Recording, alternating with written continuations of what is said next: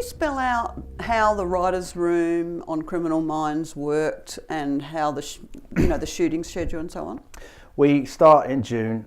We have 8 to 12 writers. The first month is breaking, thinking about the future. We're a procedural show, so it's closed-cased episodes.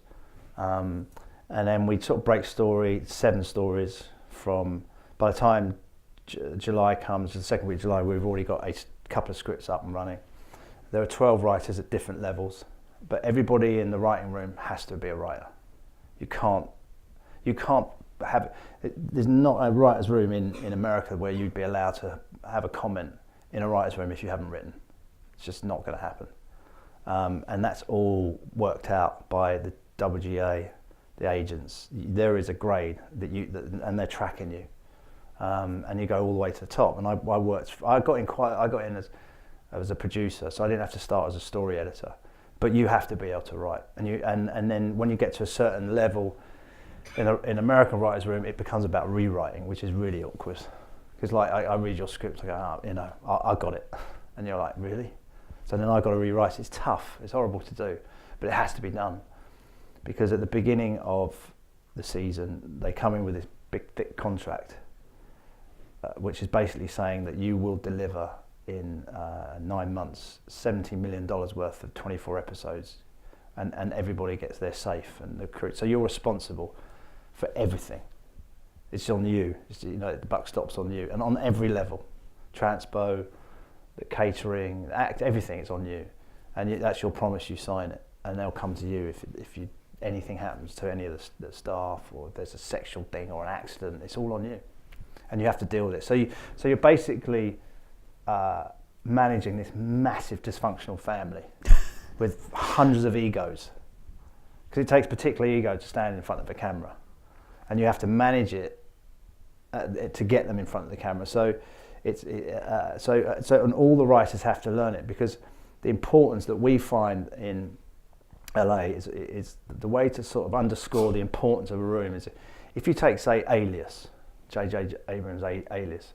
If you take the first year of each writer, and if you see what they've done since there, which is 15, 20 years ago now, if you see the individual writers, what they've created, you're talking about probably 8, 9, 10 billion dollars worth of content has been made from that room, that one room. Because you've got Star Wars, you've got Star Trek, and it's probably 30, 40 shows have been made from the writers who worked under J.J. Abrams. And J.J. Abrams understood that better than anybody, which is why he's now the king on top of everything. Mm-hmm. If you take the writer's room of The Shield, first season, Kurt Sutter, Glenn Mazzario, Sean Ryan, and then look at all the shows they produce, that comes from a pyramid system where we teach writers, and the same thing, Criminal Minds, we've had 20 shows out of that. And not me, other people, So that's the machine, and without that, you can't compete. But great writers don't have to be. Well, can great writers just write though? Yeah, sure. But there's yeah, of course, But they can also direct, and they can also produce, and they can also edit. And why shouldn't they? But there's this thing in England where it's just it's. You are a producer, you are a director, you're a writer. Still. Yeah, and it's wrong. It's not shifting at all. I think it is. It's difficult because it's power. It's power and money, but it doesn't work in America, and it's not going to work in cable television. It was funny because I got offered a couple of movies to direct and I got offered TV to direct. And I really pushed away from it because no, I don't do that. I realised it was really British of me.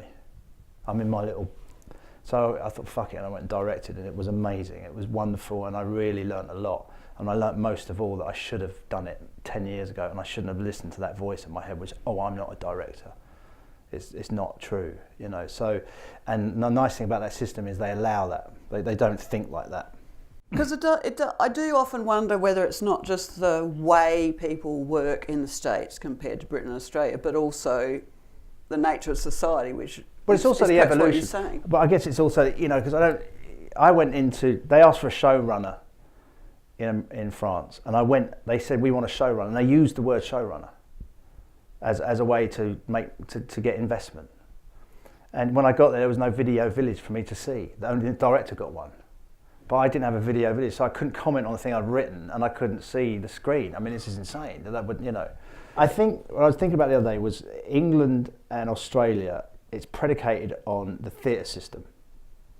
So we kind of come from the theatre system. So the director, and in France, so it's very auteur. Whereas LA, there's no theatre. I mean, it's really tough to see a good play in LA.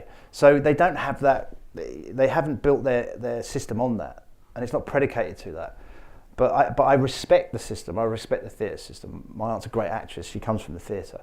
But it somehow it's evolved so that the director has all the power here and England, and the writer, the idea of a writer not sitting on set isn't something we can live with, and because it means they can't sit in the edit, so they haven't seen the amount of takes and they don't know what's in the can. But it doesn't. But also it doesn't mean that America makes the best television. It doesn't. It's just they just do it different. They just do more of it, and to do more of it, probably the better thing to do is make sure the author, the writer, has more control over it.